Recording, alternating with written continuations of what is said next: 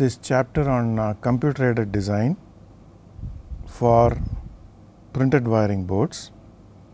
We are also looking side by side into the aspects on design for manufacturing, or you can say design for manufacturability. I also said that I will brief you on the term called design for reliability.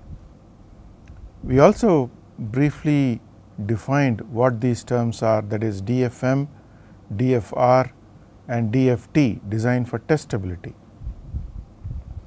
The last 2 hours on CAD would have given you ample information about the importance of CAD for making this second level interconnect happen. The second level interconnect is on the printed circuit board or the printed wiring board, and essentially there are 2 parts to it. One is the manufacturing of the printed wiring board, and it is followed by the stuffing of the components on the board. So, you have what is known as the printed circuit board assembly. So, design definitely relates to both manufacturing and assembly, and we are trying to see how well we can understand the various opportunities that are available to create a well structured board. We have briefly seen, as you can see here, towards the end of the last class, we have seen what are the printed wiring board configurations. We saw what is meant by a single sided printed wiring board, which means that in a structure like this, there will be copper on one side and the assembly of components will be done on that particular copper side. The other side will not have copper. Double sided refers to typically 2 sides of the structure, the thick laminate having copper on both sides, as you can see here in this picture. Now, connections can be established between the top copper and the bottom copper, and you can use via structures, like you can create 2 layer, 4 layer, 6 layer, 8 layer or a multi-layer configuration like what you see here in the next picture. And as I mentioned before, this is the via structure that interconnects different copper layers in the entire structure. So, this is a very cumbersome complex process which we are going to see in detail shortly. So, therefore, you have a single sided board, a double sided board without via interconnections, a double sided board with via interconnections, multi-layer board with via interconnections between different sets of electrical layers. Then you have rigid and rigid flex board and high density interconnect structures, HDI. So, the reason for putting this figure again is that we are going to demo the CAD today in this particular class, and you will see there will be opportunities for you to design any of these kind of structures during your design work. Now, as a designer, you must also be aware of the stacking of electrical layers, as is seen here in this picture. I have briefly shown this picture in the last class also. What it basically means is that in a single sided configuration like this, you will have a dielectric layer and you will have a copper layer in which the signals, the ground and the supply lines will be designed. Obviously, because it is a single sided board, the area of the board might be larger.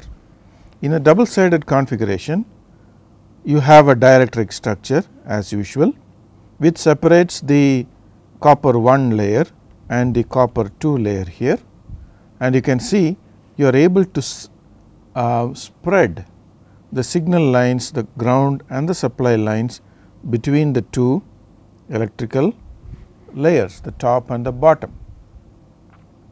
Of course, you can interconnect these two by using via structures and plating those via structures to establish reliable copper interconnections.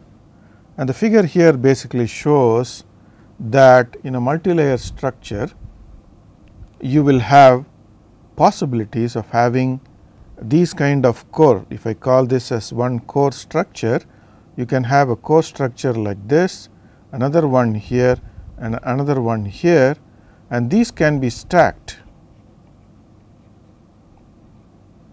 These can be stacked and separated by these dielectric materials. What you see here is a dielectric material. It is also known as a pre-preg. So, when you start with your design work, you need to understand what kind of board you are making, and more importantly feature sizes. For example, you should know what is the finished thickness of your board, whether it is a single sided board or a double sided board or a multi-layer board.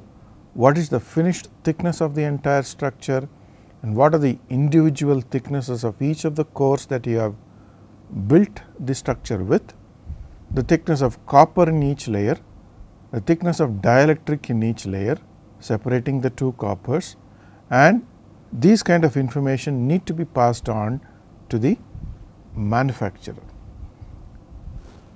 Therefore, I wish to emphasize here again that DFM, not just from this perspective, there are more angles to looking at design for manufacturing, because finally after all you require a reliable board that has been manufactured with good tolerance, with good specifications and reliability.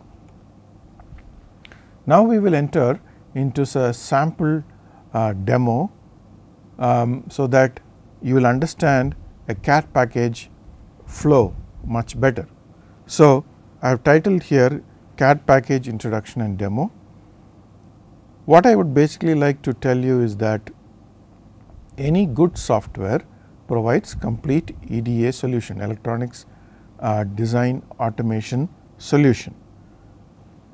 There are many software packages available.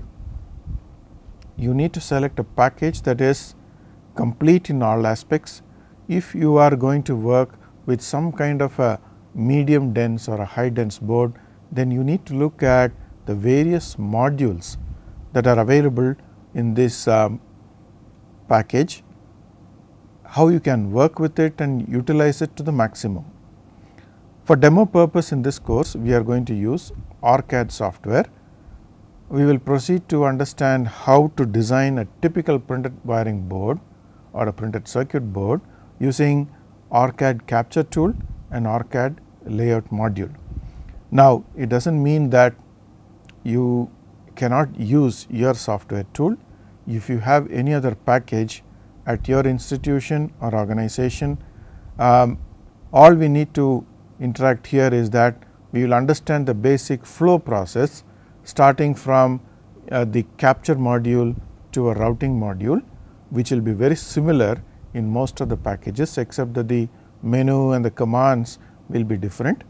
It does not matter, you can use your own software tool, look at this demo and implement it in your package, and obviously there is going to be online help in any software package today, including access to current libraries of your package.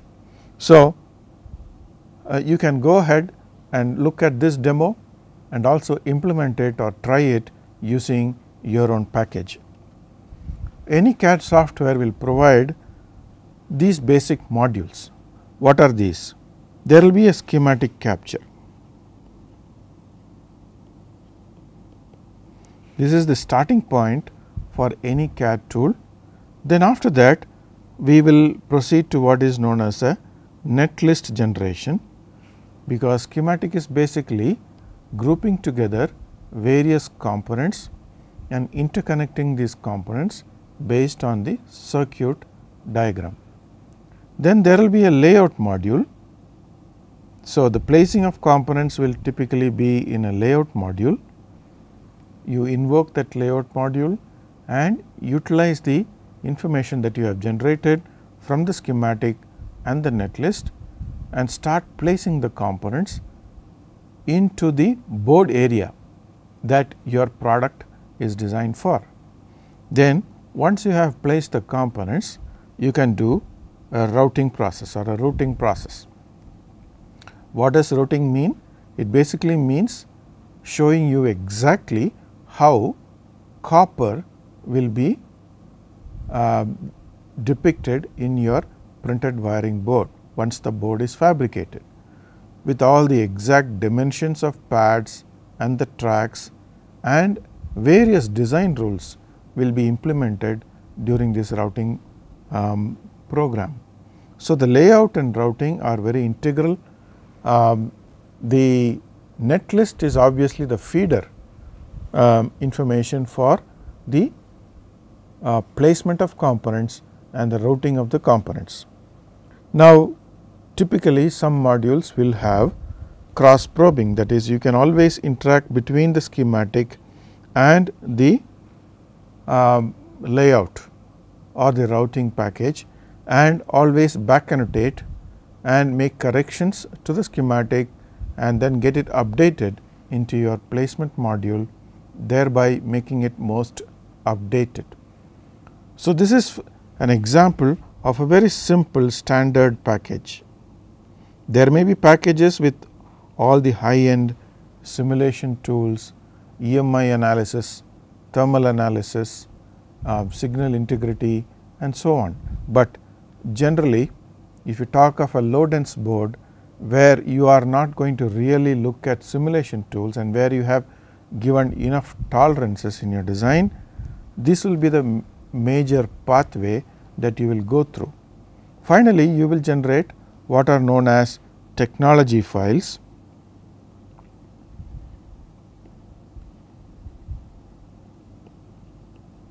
That are sent to the manufacturers in the form of Gerber files, DXF, and you can also generate documents or reports for your future use.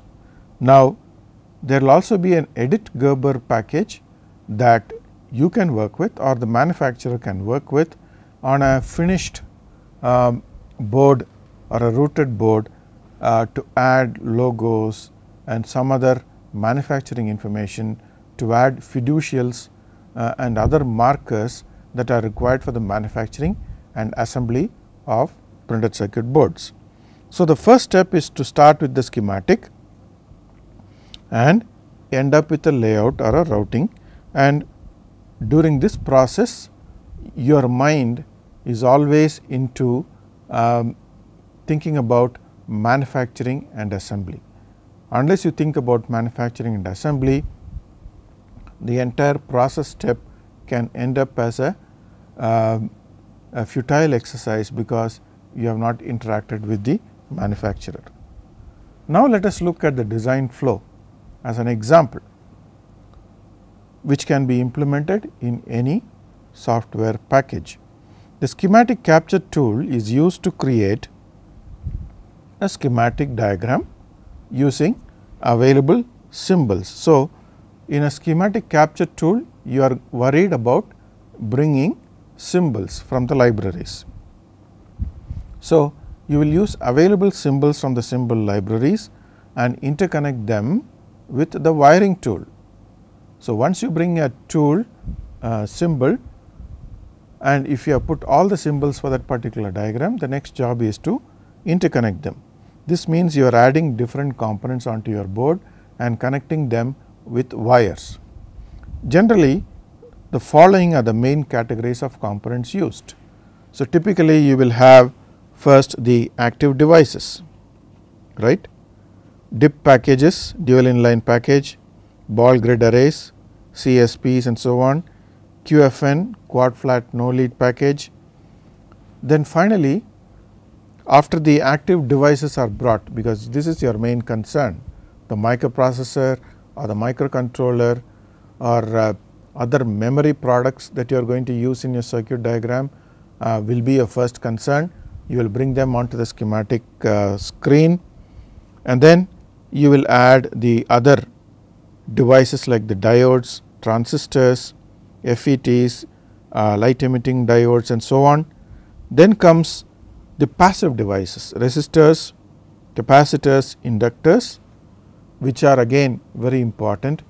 If you look at typically, if I can give an example of a medium dense board, if generally they will have about 30% of active devices and 70% of passive devices, and they will also occupy, the passives will also occupy about 70% or 60% of the board area.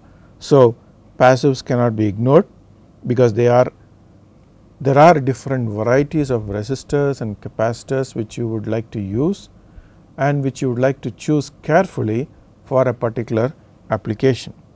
Then comes the important world of connectors, headers and other electromechanical components, which will occupy a lot of space, and along with this they also need to be placed in certain areas of the board which are very essential from the physical access during repair and rework and during normal use. In the case of connectors, you can't place a connector in the center of the board.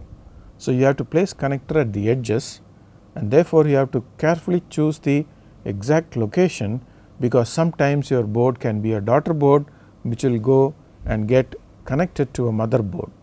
Therefore, connectors and electromechanical components, you have to look at from the issue of weight. Can it be really mounted on the board, or should there be outside the board area? Now, this is just to give you a glimpse of the varieties of components that you can see in the market today, which you might use, various electromechanical components, large devices, batteries. So, in some cases your printed wiring board can itself have an housing for a small alkaline battery.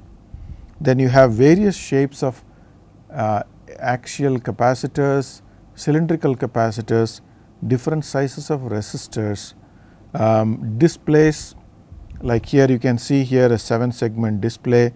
Then you can see various active device formats. Okay. Typically, in this particular picture you will see most of them are through hole components.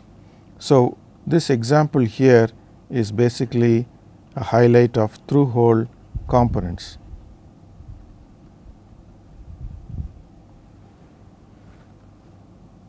Now, this is another picture showing you again a wide variety of capacitors, few transistors, few integral passive devices. You can see large capacitors, capacitors with different materials.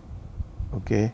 You can have capacitors that are made up of, for example, barium titanate, some could be tantalum based and so on.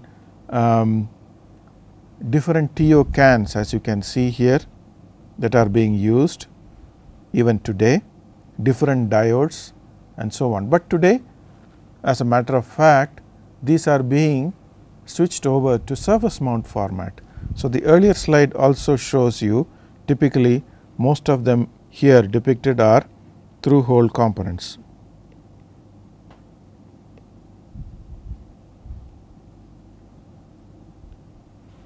Okay. Now, this picture will give you an example of surface mount technology or surface mount devices. This is basically an arrangement, an exhibit board which shows you very small low profile components. All of them are surface mount, but different lead formats you can see here. Some of them are gull wing type, some of them are small outline packages. I am sure you are aware of these different formats after going through the packages chapter. And then here you can see at the middle there are various capacitors and resistors, very small in size compared to your through hole capacitors, which are fairly large and they occupy large area on the board. So, in contrast, surface mount devices will reduce the board size. So, that is the exact reason why people are re-engineering their through hole boards to surface mount technology. The first thing is they are reliable. They have been in the market for over 2 decades now, these surface mount devices. The technology is improving, the sizes are still reducing, still shrinking. Therefore, the capacity or the capability to handle these at the industry level is increasing. There are various electronics manufacturing services that provide you excellent assembly services for surface mount devices, even of the order of very small footprints that you see here in this marked area, the resistors and capacitors, which sometimes it will be very difficult to do by yourself in the lab or for prototyping. But if you want to do it in large volumes, then you have to depend on the EMS services, because they can increase the throughput and also reduce the cost. So, this picture is basically arrangement of various surface mount devices. Now, as a designer, the reason why I have put these 3 slides here is that you may be dealing with different types of these components in your board. Your board can be entirely through hole, or it can be a mix of through hole technology and surface mount technology, or it can be 100% surface mount, with the exception of some through hole components like connectors and a few electromechanical devices. So, you can still make a 100% surface mount device if you can find the corresponding surface mount components. Therefore, the design issue starts from the schematic itself, then the layout, and looking at, okay, this board is going for a surface mount technology assembly. What are the precautions I have to take? How do I interact with the manufacturer as well as the assembly person into getting the proper inputs for assembling a surface mount technology board? So, this is again an example showing that today we are moving away from discrete passive devices. These are passive components. We started with discrete devices. We have worked with integrated passive devices, which means the passive devices are similar looking to a DIP package, but they are integrated inside this housing, and the I/O connections are typically in the form of lead frame structures that you see here. And then today we are moving into, of course, there is surface mount here which cannot be ignored, but we are still moving further into embedded passives. This is a picture showing you that the resistors and capacitors can be generated in situ while you fabricate the printed wiring board on an organic substrate or a ceramic substrate, and therefore, you can do away with using discrete and integral passive devices. Okay. So, this also eliminates the assembly process in your board. It will remove the 20 to 30% of board area or footprint area that you normally require for resistors and capacitors, and therefore, your board density can go up. We will now move into looking at what are the ingredients in a software package. In a schematic, the symbols which we use are IEEE symbols or ANSI symbols. IEEE stands for Institute of Electrical and Electronic Engineers, and ANSI stands for American National Standards Institute. Now, whatever be the package, as I said, a symbol is a symbol. It is similar in all packages. So, go to your symbol library, bring out the component and have a view of the symbol of a particular package. For example, if you look at 7408 or 74LS08, the symbol is brought onto the screen. Here this is a IEEE symbol and here this is a ANSI symbol, but today most packages would like to use IEEE symbol, because that is now the standard for symbols. Basically what you can see here is, in the ANSI symbol there are the different gates, right. So, you can see pin number 1, 2, 3 grouped together, then you have 4, 5, 6 grouped together. So, these are the different gates, the pin numbers are shown, but here they are integrated and you can also see the pin arrangement here. So, this is the IEEE symbol, and for example, for 74LS08 this is the IEEE symbol that you will see, and these are the symbols, for example, of the passive devices like your resistor or your potentiometer and so on, that you will see on the screen. Now, both IEEE and ANSI symbols are functionally the same. So, whether you are using an ANSI symbol or IEEE symbol, the functionalities built into it are the same. Now, let us look at the broad process steps in a work environment, or when you start with a circuit design, what are the things that you will do? Collect data sheets for all components that will be used, clear. Then you decide which footprints need to be used. By footprint you mean the exact mechanical dimensions of the pins, or in the case of a BGA package it will be a solder ball footprint which sits on your printed wiring board or a printed circuit board after the board has been fabricated. So, you need exact dimensions of these IO points, the pins, otherwise you will be utilizing unnecessary board area. So, decide on which footprints need to be used. Footprint is therefore a packaging view of the component that includes the holes through your board or pads for surface mount devices. So, if you have a resistor, for example, a through hole resistor, then you should have the information about the hole size. So, that goes onto your board. Okay. So, this is known. So, this is a footprint. So, you will have footprints for every pin in every package.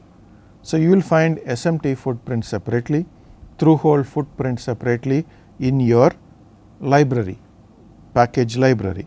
Select the footprint that needs to be used and that meets the mechanical requirements correctly for the component that you have chosen.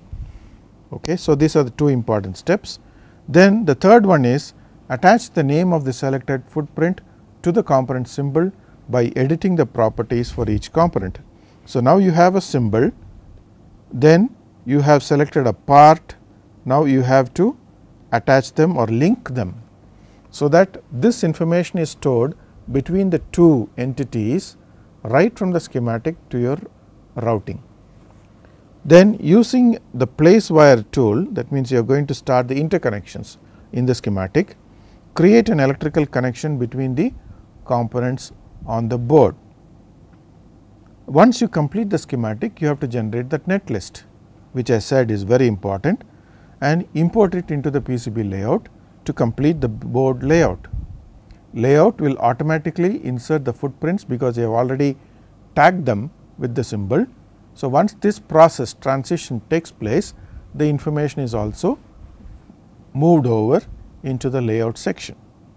Now, place the components according to your wish, because as I said earlier, your design and my design is definitely going to be different.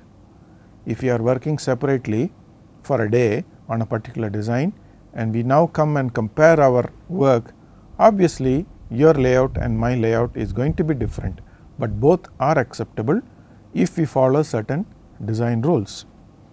So, therefore, in the layout area, you place the components, define the power and ground planes for a multi-layer board, route the physical wires using this tool.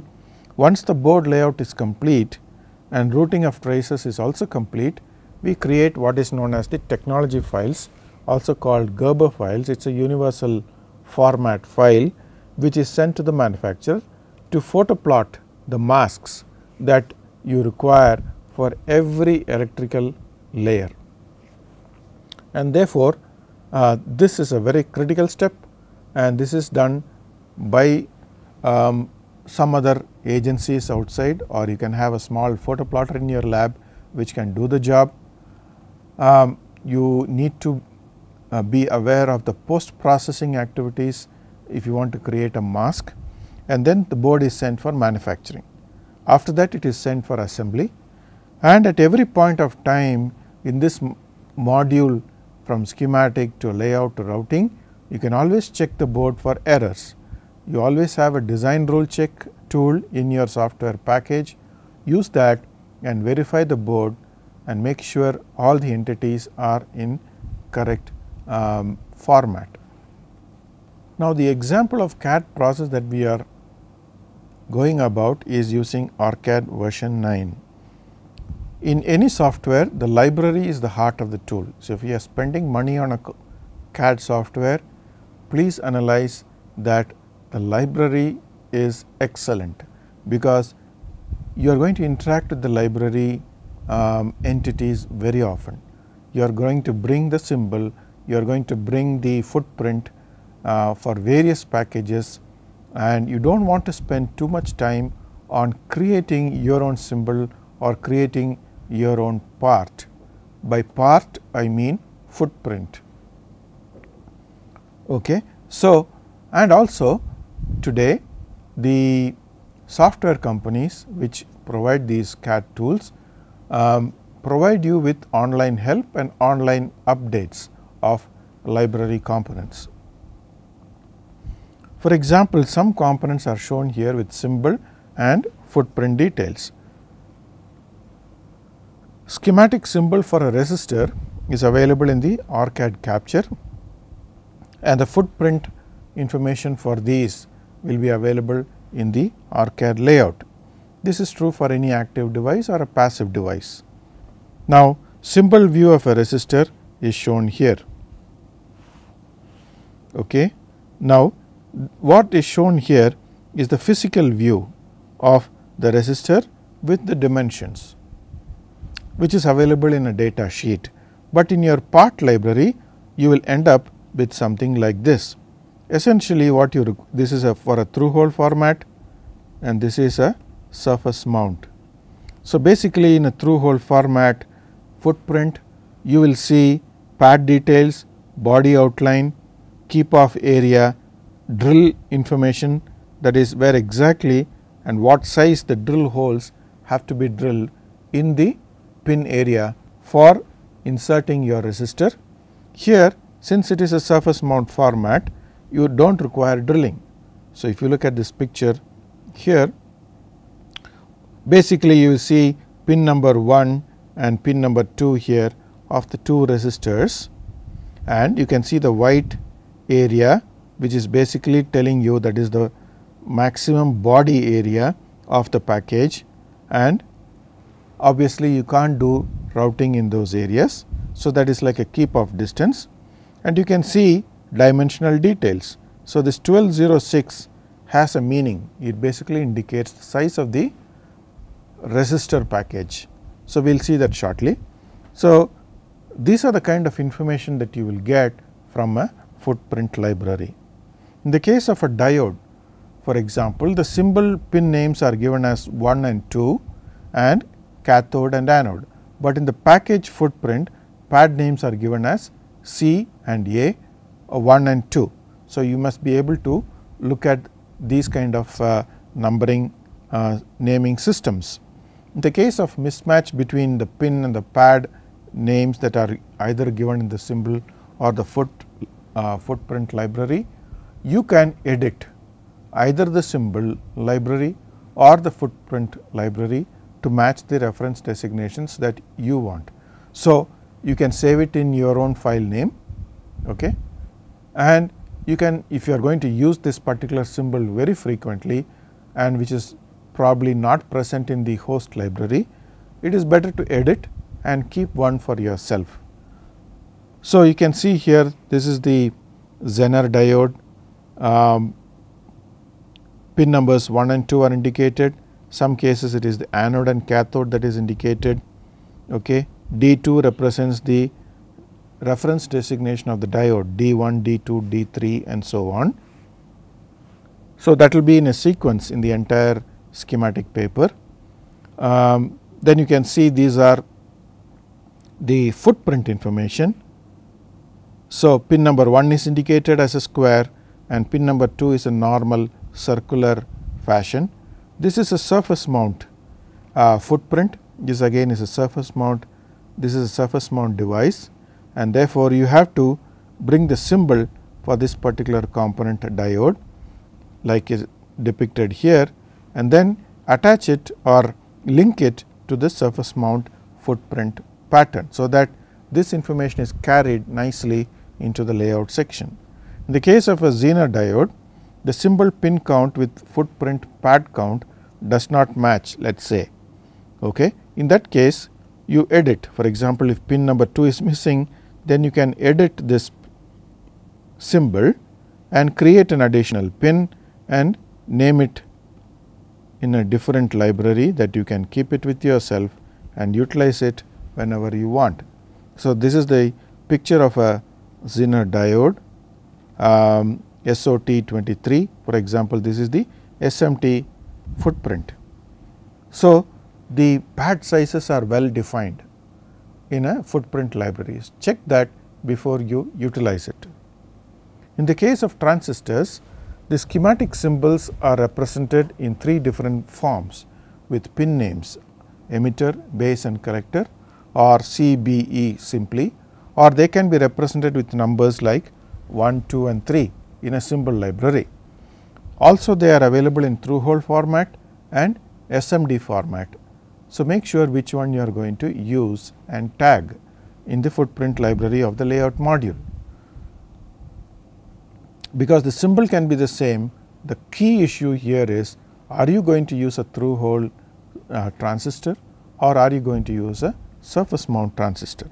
So, this is the symbol information, this is a through hole package information, for example, for a TO5 transistor. You can see pin number 1, 2 and 3 arranged in definite spacings and sizes, including drill dias that needs to be used. In the case of a surface mount, you can see this is a surface mount of a SOT23 package. It can be in the footprint library named as 1, 2, 3, or it could be named as emitter base collector. So, you can choose either of them and you can see the dimensions are well defined. The schematic symbol and footprint view of a capacitor is shown below. So, this is the symbol as usual, you are aware of this. For a capacitor, the values are also given 10 microfarad, positive, negative, or it could be 1 and 2. Then you can see these are the different eggshell capacitors. This is the cylindrical capacitor, then this is a tantalum surface mount capacitor, and you can see the corresponding footprints for each of these. Okay. So, it is very essential to do this exercise in your schematic to link this with the actual footprints that you require. Now, you can see in this particular picture here that it says it is a cylindrical capacitor. The dimensions are well given, like it says 0.2 inches by 0.1 inches by 0.031, and in the case of a eggshell, again you can see different dimensions, and in a surface mount it says 1206, that indicates the case form. So, you can see here these are the case forms that are available for surface mount devices, whether it is a resistor or a capacitor. 1206 means it depicts the dimensions of the capacitor. That means, the capacitor, this is the top view, you can see this is the top view. The dimensions are 120 mils by 60 mils, or you can say a easy way to remember is 0.12 inches by 0.06 inches. So, this will be 0.08 inches by 0.05 inches, 0.06 inches by 0.03, 0.04 by 0.02. Today, we also have 0201 package. So, you can see the dimensions are diminishing, the package sizes are reducing in the case of surface mount devices like resistors and capacitors, and therefore, the ability to handle these are available with a few assembly people who have automated equipment to handle this. The footprint information for through hole and surface mount device integrated circuits or active devices are seen here. This is a picture of a through hole mountable integrated circuit, and here you can see a surface mount, a comparison between through hole and surface mount. So, this is the footprint for a through hole IC, and this is for a surface mount device. So, you can see this is a DIP package. The dimensions are given here, 0.1 14 pin package, width is 0.3 inches by 0.7 inches, and this particular information has to come here for SMD. It basically is a small outline gull wing lead component, okay. And you can see the notations are given here, the number of pins are indicated. So, if you go to the footprint library, you can identify these packages and the corresponding footprints from the reference designations that are and the naming that is used in the library. Okay. So, look for the width and the length that you require for a particular component, that is very important. The other thing is the pitch. What is the pitch you want to use for this particular package? So, here it indicates 50 mils, in this DIP package it is indicating as 100 mils. Okay. So, carefully look into the library information for each of these devices.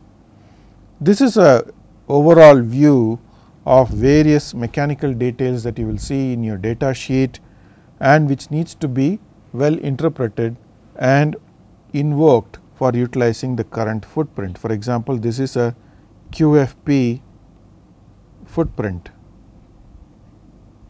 or part, you can call it as a part, that is available in any CAD package. So, it basically is a 52 pin QFP, 13 leads per side, and the distance between each pin is well indicated.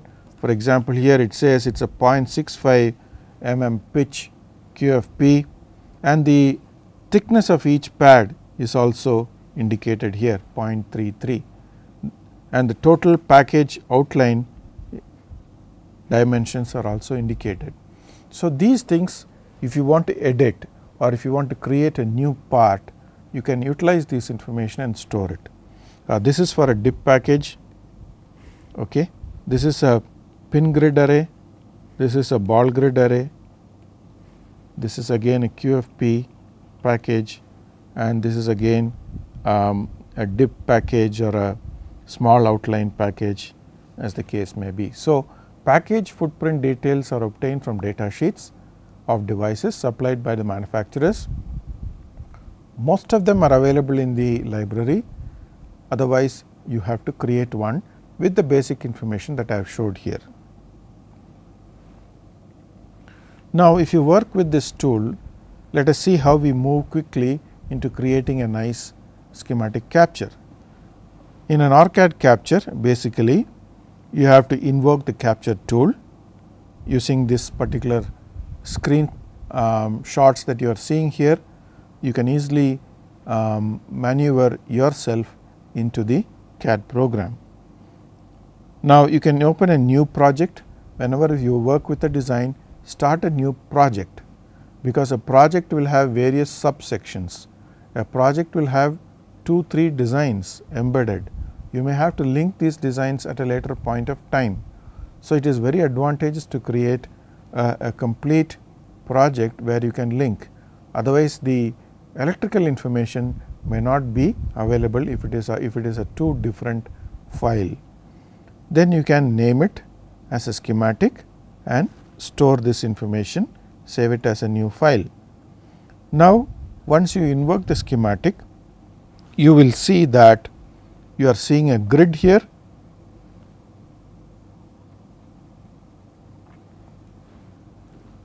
and on the right you will see a palette which basically contains all the tools.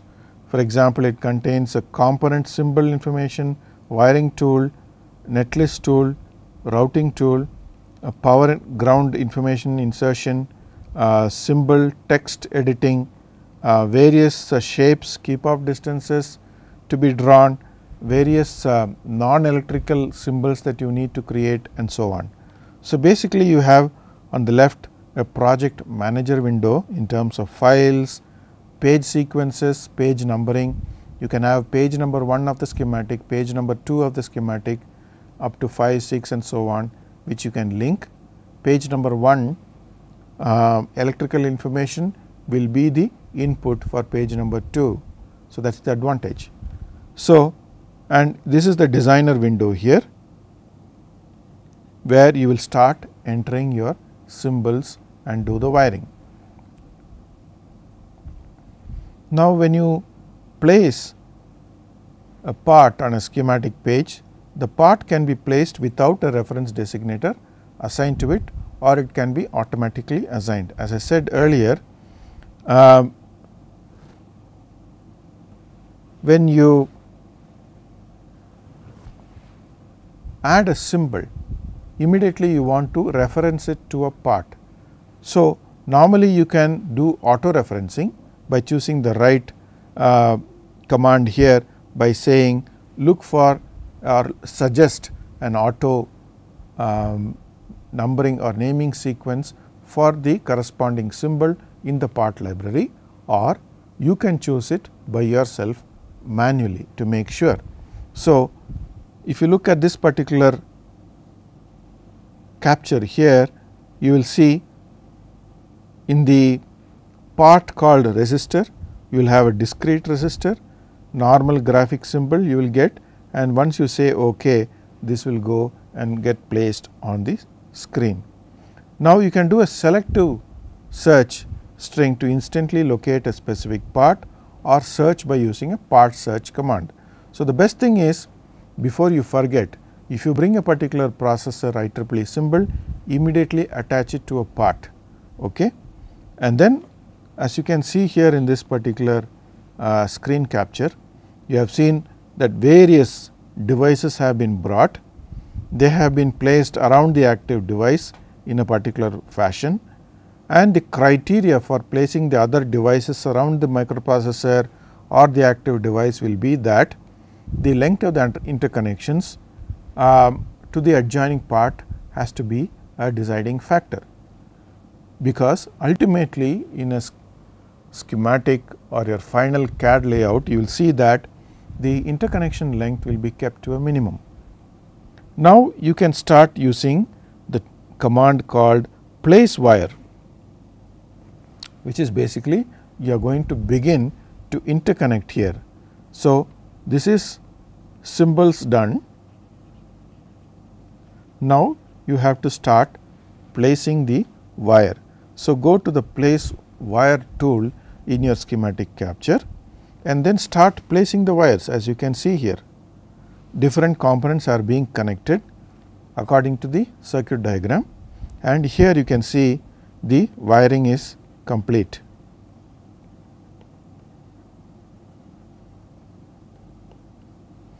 So, you can see wiring is complete, and again mind you, this is a schematic. So, you will have basic point to point interconnections, and you can cross over a wire with or without electrical interconnections, which it will prompt you for. Okay. So, make sure that your schematic layout is well done. Now, you can add additional schematic pages by asking for or going into the appropriate menu and creating various pages, page 1, page 2, 3, 4, 5 and so on. And as I said earlier, it is better to do in different pages. For example, your page 1 can be typically a section of your board which is a memory circuit, let us say. Page 2 can be a typical analog A to D conversion kind of a thing. Page 3 can be a capture that is simply some kind of a power circuit or power supply circuit and so on. Now, but this is typically one board, but for ease of editing, for ease of understanding the circuit, you can split it into different pages. You can always link them, because the input of page 1 can always go to page 2, page 2 can go to page 3 and so on. So, the netlist can always be referred to. Now, a schematic folder therefore is simply a collection of schematic pages which are logically connected by off page connectors. So, you can imagine that there is a connector between pages, but actually it is not a connector. Electrically the information is connected, the electrical points are connected. Nets can be simply continued to the next page. So, with some experience you can become a master of creating a schematic with different pages. Initially you may find it very difficult to do it and link it, but after some experience it becomes very easy, and obviously the software also enables you to link them very nicely. Now, editing component, when do you require this? The reference designators, value and footprint information to the components can be given by invoking the edit manager or the edit library tool in your particular software, going to the particular component and looking at the properties. Select a component and look at the properties and then edit whatever pin information is required, the numbering sequence that is required and so on, and then save it as a new symbol or a part. The same thing can be done with a part library. In the PCB footprint column, enter the name of the footprint, let us say 1206 SMD resistor, and then you can go there and edit the required information and save it as a new part. Now, once the schematic is ready with all your editing done, you can now transfer this information to create a netlist. Netlist can be created, as I said, from any schematic capture in any tool, and in fact, if you have a low end software, your netlist from this tool can be exported to a high end CAD tool for other packages like work like layout, thermal analysis, EMI, some kind of a simulation and so on. So, create a netlist basically using the nets that you have generated by placing the wires. So, accordingly you can create your own file name which needs to be inputted later. So, finally, the netlist is ready. The netlist, as I said, is a very essential tool for understanding your electrical work. Now, we can go into the layout section where you create the PCB design. So, once the schematic is completed and approved by you, the PCB layout can be started. So, you create a new file name from the layout module, and again here you can create typical projects, layout names typical of the, here again you can't create different pages, it has to be a single layout page because it is a culmination of all the schematic work that you have done, and here you are going to define a single board size, but it can have different layers, vertical layers, layer 1, 2, 3, 4 and so on. So, what this slide essentially shows you some of the capture from the process. You can here loading the netlist which you have generated, then saving it as a new file name for the layout package. Then here you have to tag, some packages will ask whether the footprint information that you have referred to in the schematic, can it be loaded. So, you can say yes. In some cases there may be missing footprints which you can refer to in the error file, or go back to the schematic and change with a new footprint information if it is missing. So, here for example, link existing footprint to component, say OK, and then now you are ready for bringing the package information. So, in case there is a mismatch between pin and pad names, you edit the symbol and use it. So, before we start doing any schematic, select a right symbol and footprint to the component. The symbol, pin name and pin count should match with the footprint, pad name and pad count. So, this I have explained earlier. Any parts that are not available right now needs to be reverted back and then looked at in the schematic. So, we will continue with this process from the layout to the routing and technology file creation in the next class.